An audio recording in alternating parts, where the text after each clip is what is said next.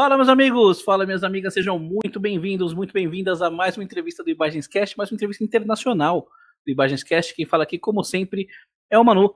Antes da gente começar a nossa entrevista, antes de eu introduzir o nosso ilustre convidado, peço para que você se inscreva no canal, ative as notificações, deixe aquele like, nos siga nas redes sociais.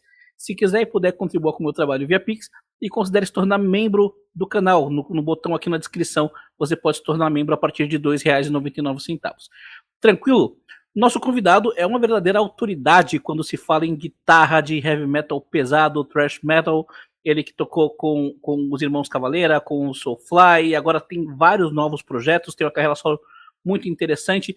Eu estou falando do Marc Rizzo. Marc, it's really nice to have you here. Thanks for accepting my invitation, man. Obrigado, amigo. Oh, yeah. Bem. I see you learned some Portuguese, right? Yeah, a little bit, but more Spanish. Más español. Hablas español. Yeah. Perfecto. Yeah. Okay, but it's a close language to Portuguese, so yeah, we can try our next interview in Portuguese. Okay, great. I see you've been talking to Bill Hudson. Maybe he can teach you some Portuguese. Bill's been teaching me some words, and obviously, you know, my time over the years in Soulfly, you know, going to Brazil. I had a lot of friends in Brazil. I love Brazil. I love going there. You know, some of the best times of my life were in Brazil, man. I just love the country, the people, the culture, the food, food, and the food. Churrascarias. Amazing. Yeah. Well, Marc, you've been quite active lately. You just released some new projects, like, for example, the Revenge Beast project. Before talking about the album, the Revenge Beast album, let us know how the band was formed in the first place. So basically, during COVID, you know, I was home. I was just playing guitar, you know, writing music for like my solo project, and you know, writing some heavier stuff. And I had my good friends who were in a band called Purgatory Earth that I had produced their record about 5 years ago. So we started talking back and forth during the pandemic, and we came up with this idea of, you know, let's try to send stuff back and forth online, music, and let's write some songs. So we did.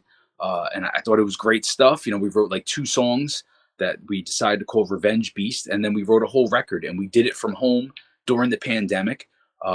And that's what came out. It's out on Upstate Records now. It's on all the digital platforms, and you can order CDs, T-shirts from our website. And it's, you know, speaks for itself, man. It's some of the heaviest music I've ever written. For those who don't know Revenge Beats music, how would you introduce the band? How would you describe it? To me, it sounded like something really fresh and modern within death metal. So, but how would you describe it for those who don't know it? You know, it's heavy stuff, man. You know, it's definitely groove oriented. You know, we definitely keep groove in mind. But it's, you know, I'm a big fan of like early 90s death metal. You know, that's one of my favorite styles of music, is stuff like Deicide, Obituary, Suffocation, Cannibal Corpse, Malevolent Creation, Morbid Angel. So it's definitely in tune with that. And that's the vibe we're going for, man. Just straight up brutality, you know, a little bit of melody. You know, my leads are pretty melodic.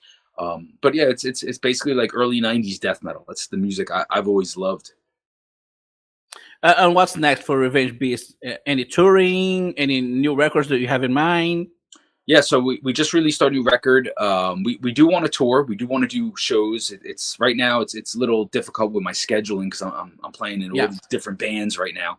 But we got our first show coming up September 29th here in New Jersey at a famous club called Dingbats, where it's near where I live in New Jersey. And that'll be our first show with my good friends Angry Corpse. And then we plan on trying to get on some more shows, festivals, and try to do as many gigs as we can. And we do plan on start recording a new record. You know, I think we're really on to something right now with this first record. And we're really excited to get back into the studio and really do this next record properly, you know, do it in a studio, because the first Revenge Beast record was just done from home during the pandemic. Oh, so the second album will be better. Yeah, the production will be way better, you know, so. Okay. Now tell us a little bit about Bleed the Fifth.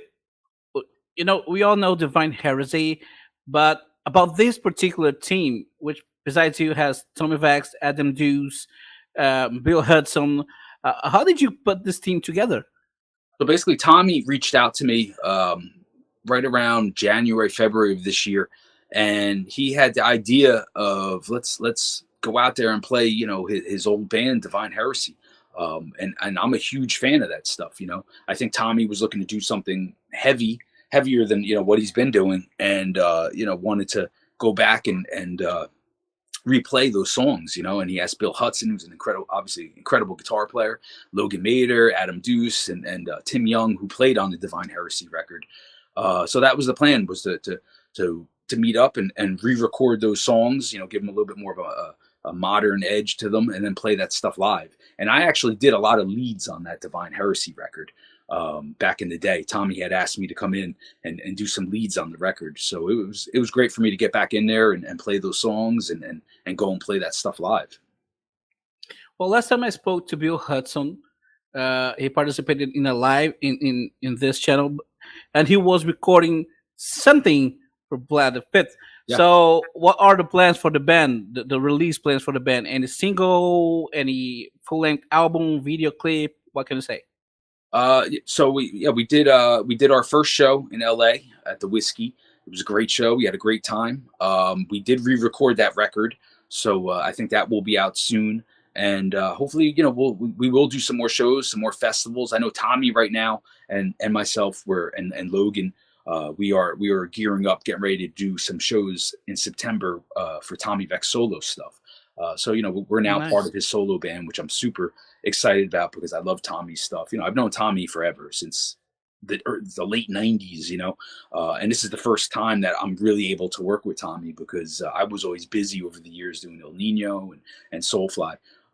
So we're going to get out there in September. We got about 4 or 5 shows booked for Tommy Vex solo stuff, and then we'll see what happens. Maybe we'll go out and do the Bleed the Fifth stuff after that. And what is your opinion about Bill Hudson as a guitar player? What do you think of forming a guitar duo with him? I think it's amazing, man. I've been a huge fan of Bill's playing for years. We met maybe about 5 or 6 years ago for the first time. I've always heard of his stuff and was a big fan, but I hadn't really crossed paths with him until I was in Europe on tour. And he was playing with I forgot what band, and it was at some show. We got to hang out and talk, and Bill's a great dude, man. He's a incredible guitar player. I put him up there in like the top 5 best shredder guitar players out there today, and he's obviously such a cool dude, man. Like we really hung out a lot, during the making of Bleed the Fifth, and had a great time just hanging, Yeah. About your new projects, you also created the Hail the Horn project with Tony Campos, right? And Opus Lawrence. Yeah. It is a great team, and I'm probably misinformed here, but the band's last Instagram post is from June last year. Yeah. By the way, this post showed you recording a song for the band, and then you released a single with a self-titled single. It's a great song. What has happened to the project since then? We just got really busy, all of us. Tony hit the road with Static X, and they're super busy doing what they're doing. I got very busy with El Nino, and then Bleed the Fifth, and my solo project, and Opus was doing all his projects. So it's just one of those things that we're just all real busy right now. But we'll see what happens for the future. But I will say that Tony and I are now doing a new project with our old drummer, Dave Kincaid, who played on the Soulfly and Slave record. Incredible drummer, and we got a new project now called The Monarch, and it's going to blow people's minds. It's super heavy, super melodic, and we'll see what happens. Hopefully it'll come out soon. Oh man, I can't wait to hear it. Nice to know it. I also have to ask you, what has it been like to be back in El Nino since after what, almost 2 decades? 16, 17 years? Yeah, almost 20 years. So being back in El Nino, it's been great, man. What really brought my attention back to coming back was that Marcos, the new singer, is singing for the band now. And I was a big fan of Marcos's career with Shattered Sun. I toured with those guys back in the day. So when I found out Marcos was the singer, I was like, hell yeah, let's do it. We're going to write great music. So we got a new record coming out. We've been playing a lot of festivals all last year. And we've been super busy too. And in October, we're supposed to be doing a full US tour with Devil Driver. So, it's exciting too, man. It's a new version of the band that I'm really crazy about. And with El Nino, you met success pretty early in your career. You know, as for Revolution, you were with Roadrunner Records already, and the record sold really, really well. How was it for you to deal with this success? It was a dream come true. I went from working, a construction job here in New Jersey, just playing in local hardcore bands, thrash bands, death metal bands, throughout the 90s, mid 90s, late 90s. And I was asked to be in El Nino in like 97. I came down and auditioned, got the gig. And at that time, we were more of a hardcore band. We had a different singer. And it just kind of grew from there. And then, you know, we got a record deal with Roadrunner, like within like 6 months, man. It was really crazy. And then my whole life changed. And, I'm very grateful to Roadrunner Records and to my past with El Nino. It really jump started everything in my life, and hitting the road, within 6 months, our record was out, and now we're on the road doing Ozfest and opening up for Slayer, Ozzy, all my favorite bands. So it was just a dream come true for me. Okay, what about the future of El Nino? You said there's an upcoming record. El Nino's last record is La Familia, which came in 2014, if I'm not mistaken. Since then, the band has released some singles, but what can you say about this new record when it's coming out? I'm excited. The new record, I mean, it's finished. I know it's been delayed a bit, the release, but hopefully it'll be out this year. And it's incredible stuff, man. It's definitely heavier. I'm crazy about Marco's voice. He's got great melodies, great lyrics. I did a lot of solos on the record and some techie riffs. So I think El Nino fans are going to love it and think it's the best record. Great. Well, El Nino has released Confession in 2003, and then you joined Soulfly in 2004. Yeah. The band Soulfly releases Prophecy, which is one of the best records in this genre, in my opinion. How was that transition for you? It was exciting, because at the time I had left El Nino, and I was just concentrating on my solo stuff. I was really into flamenco guitar, and I was studying flamenco, and I wanted to just really put all my energy into studying flamenco and really like becoming a professional flamenco guitar player. I was getting ready to record a record, my solo stuff. And that's when I got the phone call, from Monty Connor, who's head A&R at Roadrunner Records, asking me if I would be interested in auditioning for Soulfly. And of course, I was a big fan. I was more of an old Sepultura fan, honestly. But I was a big fan, and I was like, yeah, man. So they flew me out, and next thing I knew, I was in the studio recording Prophecy. Great. With Max, you not only played in Soulfly, but you've also played in Cavalier Conspiracy. Mm-hmm. It makes me wonder how close you two were back then. And Cavalier Conspiracy's debut comes out in 2008, the same year as Conquer comes out.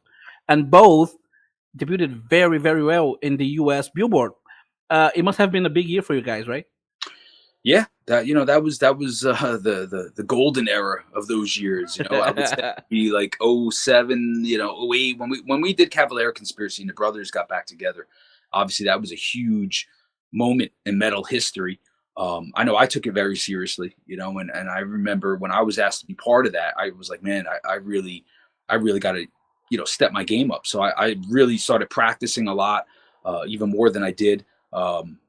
It was around that time that I put more of my energy into electric guitar and took a break from flamenco, because it was like, man, if I'm going to make a record with the brothers, I know I'm going to be compared to those old Sepultura records. And I have nothing but, the utmost respect for Andreas's guitar playing. He's one of my favorite guitar players still to this day. So I knew like I had to really, do the legend, of Sepultura, right. I had to really show up and work hard. And I did. I put a lot of energy and time into the writing of that first Cavalier Conspiracy record. And really spent hours in the studio trying to get my leads perfect and trying to bring it back to those early Sepultura records that I love so much. Did you have any room to put your songwriting in Cavalier Conspiracy? Sure, those days? Absolutely. And even the Soulfly stuff. I mean, listen, I was putting a lot of effort into those records, no doubt about it. Everybody knows that too. So you can hear it. By the way, Conquer and Inflicted come out in 2008. Omen comes out in 2010.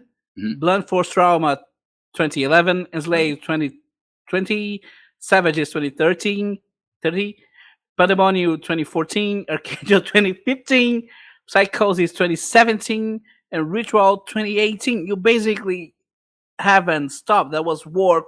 You really took it serious.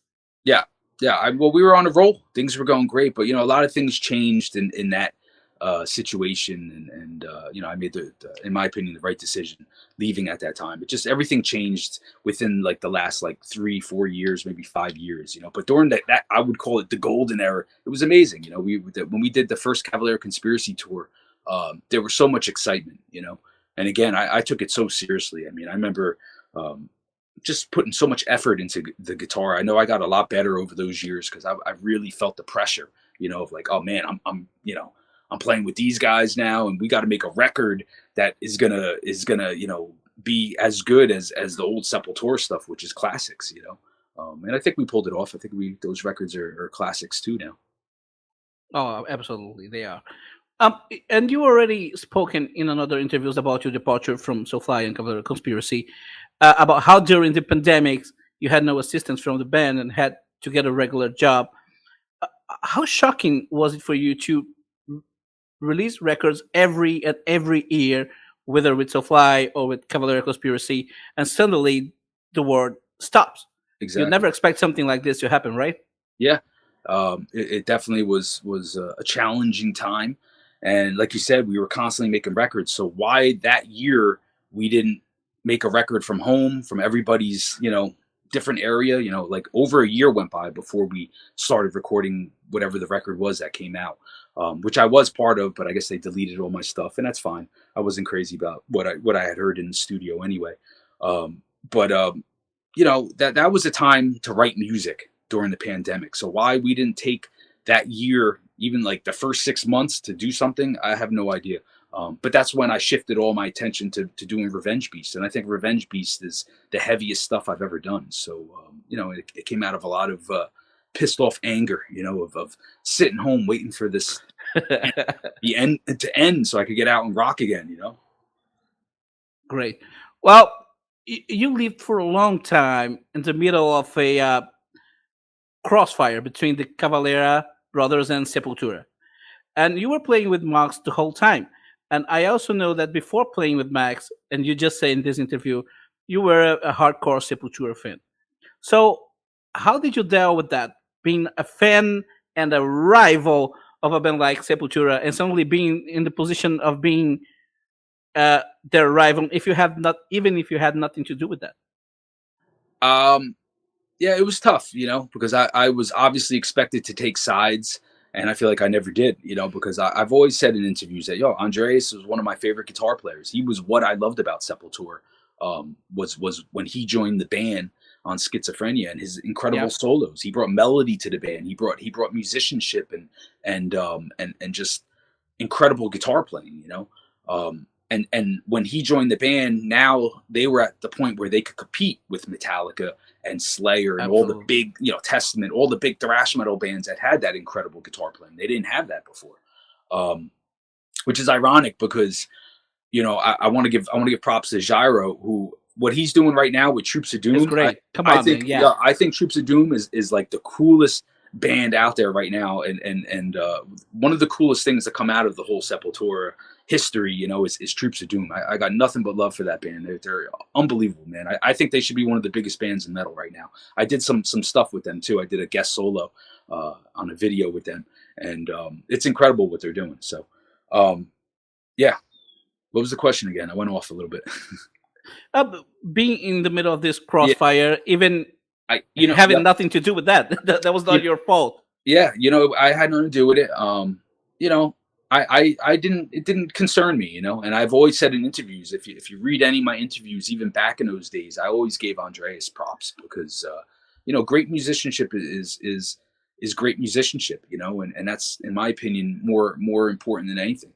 And like I said, Andreas is one of my favorite guitar players. So yeah, I was never going to lie about that ever, And so in the Soulfly days, did you kept listening to the Sepultura releases with Derek Green? What do you think of them? Oh yeah, no, I liked it, and Andreas's guitar playing was always inspiring to me. Even the later years. And I will say their newest record, Quadra, is Come on. I think one of the best Sepultura. I would put that record up there with anything else that they've done, and even the older stuff. I mean, it's got Andreas' best guitar playing. I mean, the guy just keeps getting better and better and better every record. So I want to talk a little bit about your solo career. Mhm. Your latest album is Rotation, right? From 2018. Mhm. And you present so much of a huge musicality in your discography, in your solo discography. Why haven't you been releasing any new album lately? And you plan to release any new material soon? I want to. I put out some singles. That's kind of the thing now. I guess people are doing. So I put out a couple singles in the last year. But I will get into the studio. I'm definitely overdue. Rotation, like you said, it was like 5 years ago, and it's one of my favorite records I ever made. It's just it's expensive, man. Flipping the studio bill and doing it all by yourself. I paid for my last record, and it gets expensive. And when you do the instrumental stuff, it's very intricate. It takes a long time to get that stuff perfect. So it's a lot of time in the studio. So I guess that's why, like, I just I when it comes to my solo stuff, I focus more on going out and doing gigs. It's more about me playing live. Like tonight I'm playing a show where I just go out and I just play with my backing track, and I'm able to tour and go out and get paid to do my solo gigs just by myself shredding out. But I am overdue. I need to do a new record, and I will soon, very soon, hopefully this year, beginning of next year. Okay, are you still studying flamenco guitar? Do you plan to do anything related to flamenco music? I'll always incorporate some acoustic stuff. Nowadays, I don't practice the techniques, the finger picking, the rasgueado, the picado. I don't grow my nails out anymore. I really like to just kind of incorporate the acoustic stuff with my metal stuff and play with a pick. I just found that when I was putting all this time and energy into practicing the flamenco, it was kind of taking time away from my metal picking. So I really kind of I like to try to imitate flamenco stuff with a pick as a heavy metal guitar player, because that's where my roots are, man. I'm a metalhead. Which is very original, by the way. So, for the fans that are watching us, what can they expect from Marc Rizzo about your new projects? What can you say about them? Yeah, I'm trying to stay busy. It's very difficult trying to organize the scheduling of all the bands I'm in. But obviously, what I'm doing with Tommy Vex is very important to me. What I'm doing with El Niño is important to me, and Revenge Beast, and then my solo stuff. But I will say, my solo project, keep an eye on it, because my new record, I'm really gonna do some cool stuff, and that's really where I'm always busy doing my solo stuff. Where my other bands maybe take some time off. Can we expect any duo with Bill Hudson in your next solo album? Yeah, we've been talking about that, man. I would love to have Bill Hudson. I'll definitely have him do some guest solos, and we even talked about doing some tours together. Solo, doing some instrumental stuff. Amazing. And hopefully we'll do some shows again soon with Bleed the Fifth, or even with Tommy Vex. Great. Last question. Besides Sepultura and the thrash metal, do you know anything else about the Brazilian music? Absolutely, man. There's so many great bands down there, dude. Claustrophobia, I love Christian, I love Worst. Worst is amazing. Man, who else? Project 46 are awesome. There were so many bands. When I would go to Brazil, I never, where the other guys maybe would stay at the hotel. Like I was always going out, man. I loved the nightlife in Brazil when I was there. The food. I made so many friends there. I made friends, like I hung out with all the opening bands that opened. Like I always had a great time. I always felt really comfortable. Like I'm Italian, so I always felt like, down in Brazil, these are like my distant cousins, and everybody kind of looks Italian, and acts it, like just the vibe. It's like I feel like I'm in Italy, or something. And so I always had a great time, and I always made a lot of friends, and I love all the bands down there. I mean, there's so many talented musicians in Brazil. Like everybody is just an incredible musician, drummer, bass, everything. Everybody's very passionate about music. So yeah, I can't wait to get back down there and do some shows. Oh man, when you come back, let me know. I hope to see you soon here, and maybe watch some shows with you. See you playing and watch some shows with you. Marc, I think this is it. Thank you very much for your time and the interview. You are very respected by the Brazilian audience. So time is yours to send a last message to our Brazilian fans and tell us what they can expect from Marc for the future. Yeah, just a big thank you to all the fans for all the support. Because I definitely, I talk to a lot of people there, fans, and everyone's always so cool towards me. I hope to come there soon and do some shows with any of my projects. So we're working on it, and I can't wait to get there to Brazil and hang out with everybody soon. Thank you. I'm gonna finish in português, ok? Ok. Bom, essa foi a nossa entrevista com o Marc Rizzo, guitarrista dos projetos Revenge, Peace, Blood and Faith. Ele que toca com o Bill Hudson, o ex-guitarrista do Soulfly, Cavaleira Conspiracy, uma autoridade quando se fala em música pesada. Espero que vocês tenham curtido. Se vocês gostaram, deixem o like, nos sigam nas redes sociais, se inscrevam no canal, ativem as notificações, considere se tornar membro do Ibagenscast e aguardem as nossas próximas entrevistas, que a gente não para. Até a próxima. Falou!